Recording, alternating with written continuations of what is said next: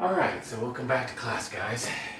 Today we're going to do multiplying numbers in scientific notation again. Okay. And we're going to kill kind of two birds with one stone. We're going to focus on some basic laser radar calculations that people would do in chapter 1 of my book. Okay. So, but it turns out, in order to do them, you've got to be able to multiply, or it's helpful to be able to multiply numbers in scientific notation. So the first kind of problem we're going to look at is calculating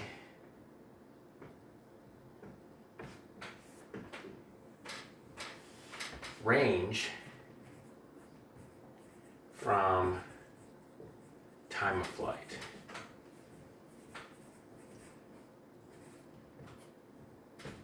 And to do that, we need to know a couple numbers. We need to know c, which is the speed of light,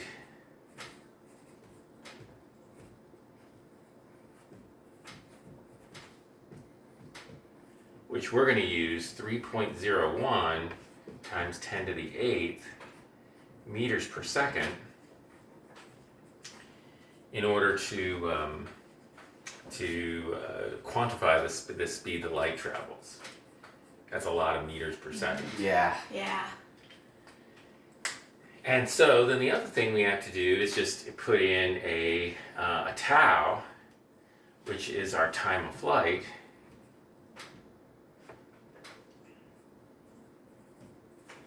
So this is the actual time that if our laser radar system were measuring, if we try to do a laser radar measurement, what the laser radar actually measures is the time it takes a laser pulse to go from the laser radar system, bounce off the target, and come back. So we're actually measuring, when we calculate this range, we're actually calculating the there and back again range. So when we get done, we have to divide by 2. Okay. So let's say, let's pick a number. Let's say that the time of flight is 15 nanoseconds.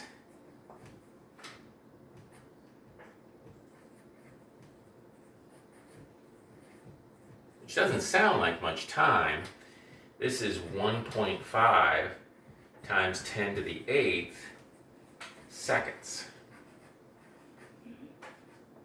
So the calculation, the range calculation is this. It's c times tau divided by 2 is the range to the target. So that's going to be 3.01 times 10 to the 8th. So we finally get to times 1.5, and this is 10 to the minus 8th, sorry, 15 nanoseconds. Just put a minus there if you have, you don't have to erase anything. 10 to the minus 8th seconds. Well, work the units out separately. So time of flight's in units of seconds, speed of light's in meters per second. What happens when I multiply meters per second times seconds? The seconds cancel and all you're left with is meters. Right, so we're going to get a measurement of the range.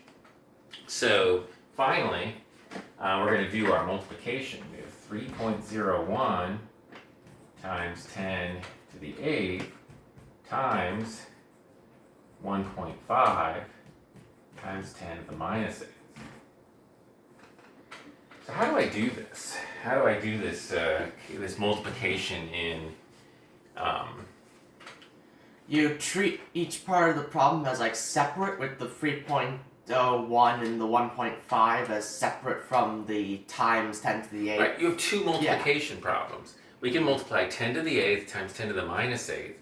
And since we're multiplying, what does that do to the powers? Turns them negative. They add. Becomes negative. They don't become They don't become negative. They add the They powers add. as long as you're multiplying powers of the same base, right? Mm-hmm. Right. So if I have x to the 8th times x to the minus 8th, then you can add the powers. Mm-hmm. If I had x to the 8th times y to the minus 8th, I can't do anything with that. That's just x to the 8th, y to the minus 8th. Or if you could write it as x over y to the 8th. Because if you move the y down to the denominator, that's when you change the power, the sign on the power. But we're not doing any of that. We're not So let's do this multiplication problem. They're in the same base, so Right. 10 and 10 are both x. Mhm. So what do I do? The 8 plus minus 8 equals 0. So it's 10 to the So 0. what is 10 to the 0? 1. 1, right. So I can actually get rid of this Yeah. altogether. okay. Okay. So So you you can can just- just get rid of the 10 if it's just to the 0 remaining. Well, it's a 1. So Okay. you multiply anything by 1. Yeah. Remember, It's just whatever we get here, we're going to multiply it by this stuff. Right. And if this stuff's 1, when you multiply anything Then by it just 1, stays the you same. don't have to write a 1. If I have 5 times 1, I can just write that as 5, right? Okay. Okay. So now I do this multiplication. 5 times 1 is 5. 5 times 0 is 0. 5 times 3 is 15. Goes 0, 1, 0, 3. Add them together. 5, 1, 5, 4. Decimal place is 3 decimals. So I get 4.515. That's the there and back again range. Remember, I just did this multiplication. So I need to divide that by 2. Divided by 2 goes 2, 2, 1, 1, 5, 1, 5, just about 2.257 meters roughly. Yeah. 2 And really, with a number of significant digits I have here, probably don't trust anything out beyond 2.25. Yeah. Yeah. Because I have 2 significant digits beyond the decimal point. Yeah, and the calculator it stops after 2.2575. Alright, that was a 7, so I'd probably up that to 6. Round that up to 6. So that's an example of if my laser radar system told me that it took 15 nanoseconds for the light to go there and back again. This is how I could calculate the range. Now, so could I check this a different way, not using scientific notation? I could write in the calculator 301 and then 6 more zeros if I wanted to, and I could write this one with 0.7 decimal places, 7 zeros, and then a 1.5. And I think that would be roughly the 7 decimal places. I actually have to 0.0. 1, 2, 3, 4, 5, 6, 7. This would put me 10 to the minus 1, 2, 3, 4, 5, 6, 7. I'd have to go 1 more. And then I could have my 1.5. So it'd be 8 decimal places back. I could do that in the calculator if I want to check my math, but it's already becoming unwieldy. Mm-hmm. So there are problems that you can check with, but it's hard to. You get into problems where if you're putting in 20 zeros, it's hard to even count all those zeros. It really is better to be able to do this. And so we're going to work one other kind of problem that's related to laser radar, and that's calculating the peak power of a laser pulse.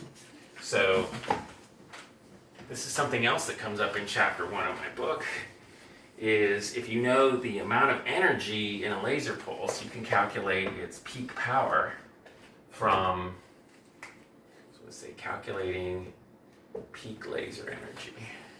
And this is important because this laser power, I should say, we're going to calculate, this is what goes into the laser range equation for calculating the signal power you get back from a target. So calculating peak laser power. And so in this case, we need to know energy of the pulse, which we're going to say here is going to be 1.2 times 10 to the minus third joules. So joules is how you measure energy. The energy in something is measured in, of anything, is measured in joules. Joules is an ability to do work. So that's something we're going to get into. So this is sort of related to physics. This energy, turns out, it's a direct measure of how much work this laser pulse could do. So that's not a lot. This is 1.2 millijoules, but that's actually not a dim laser. That's now this pulse. The other thing we need to know is the pulse width. We'll call it tau pulse. This is the pulse width. This in time is, so when we send out a laser pulse, the height of the pulse you can think about is related to the energy in it. Okay. On this graph. So that the more energy, the brighter, the higher the pulse. So the height directs the brightness of and the width directs how long the pulse goes. Yeah, this is the time axis here. So it turns out, so we're going to say our pulse width is going to be, we'll say like 2.1 nanoseconds. So this is 2.1 times 10 to the minus 9th seconds. Small. Right. Well, it has to be. The idea is if it lasts too long, it affects our ability to measure at range accurately. The wider this pulse is, the harder it is for the laser radar system to figure out when the pulse came back. Exactly. The narrower it is, the easier it is to figure out, okay, this is when the pulse came back. If it's stretched out over more time, it's a more confusing for the laser radar system. So the power of the laser transmitter, the instantaneous power, is E pulse divided by tau pulse. 1.2 times 10 to the minus third over 2.1 times 10 to the minus 9th. Now this is a good unit because watts, which is how we measure power, has units of joules per second. Okay. Joules divided by seconds is watts. So when we talk about a 100-watt light bulb, it's providing 100 joules per second of energy. Sounds like a lot, doesn't it? It's not a lot, though, is it? Not a lot. Not compared to this laser. You'll see in a minute. So let's do this math. Let's do this division problem. So yeah, let's just. So we have 1.2 times 10 to the minus third divided by 2.1 times 10 to the minus 9. So the first thing we can do is, again, we can do the 10 power division first. And in division, they power subtract. Right. So this would be minus 12. No. Oh wait, Oh, it's wait, minus no. and minus is plus. Minus. Okay, so actually it's 6. 1, 2, 3, it's 6. Right. Forgot that. 10 to the 6. And then 1.2 divided by 2.1. So this long division problem here. Let's see the best place to do that. So yeah, we just did the math here for this. Yeah. Now let's do our long division problem here. Let's erase this stuff. Our long division problem looks like this. 1.2 divided by 2.1 is the same as, I can move these over. This is like 12 divided by 21. So I get a 0 out front because 21 doesn't go into 12. No. But then 21 goes into 120 almost 5 times. Goes 4 times with a 6 and actually it goes in 5 times. Sorry. Yeah. It goes in 5 times, which is 5. It just doesn't go in 6 times. It almost goes 6 times. 5, and then 10, and that's 15. 0. We'll do one more digit here. 156, 7, almost 7. 7 times. Yep. It's a nice number. 100. Oh yeah, almost exactly 7 times. Just a small remainder is left over. So 0.57. So we get 0.57 times 10 to the 6th. Is that in scientific notation? No, because there's a 0 out in the front of the decimal. So what you would do is move the decimal to the right and subtract the power. Yep. And Okay. that goes to 10 to the 5th. Oh, I did that with every Five. I did that with every division. No. How much? So that's in watts. How many watts is that? That's 5.7. Let's convert it back to 570,000. how many? So if it now, so this is just an interesting aside. 5.7 times 10 to the 5th. How many 100-watt light bulbs is that? So, well, that's a division problem, right? Yeah. So I can divide that by what's 100 watts in scientific notation? 100 watts is Is 1 times 10 squared. Yep. So when I do this division, the 1's easy. That's going to, 5.7 divided by 1 is going to be 5.7. Yeah. What about the 10 power? It becomes subtract 3. some free. So this is 5.7 times 10 to the 3rd, 100-watt light bulbs. 1, 2. That's 5,700. 5,700. What? But remember when this is happening. Oh, it's happening at a specific point in the Having that laser's very period. small Right. point. Well, the laser's off out when the pulse isn't there. Yeah. And this pulse, this is only happening for 2.1 nanoseconds. That's for, why you don't look for at it. 2.1 nanoseconds. All this laser is glowing with the brightness of 5,700 100-watt light bulbs. And that is why you don't look at a laser without eye protection. Yep. Because it'll blind you. Mm-hmm. This laser could, if it depends on how often the pulses come. Yeah, if the pulse is for a lot, if the pulse is just that, I mean, it might not. But if the pulse was set for longer, like, I don't know, Well, if another pulse came in another microsecond, so Yeah. if you had 1 million pulses per second, mm, this thing would well, you multiply it, to calculate your average power, you multiply this by 1 million, it would be producing over 1,000 watts on average, which would be like looking at the sun. yeah. You know, We so- created things that can replicate looking at the sun. Well, I'm not sure that there is a laser that has this instantaneous energy per pulse and can generate 1 million pulses per second. No, I'd have to look and see. I don't think we build anything quite like that. That would be scary. That'd be almost an energy weapon. I mean, it'd be like nothing you could buy. laser beam. But in any case, so Right. so this is how we learn. Yeah, these basic calculations, as you can see, are important for laser radar, understanding laser radar systems.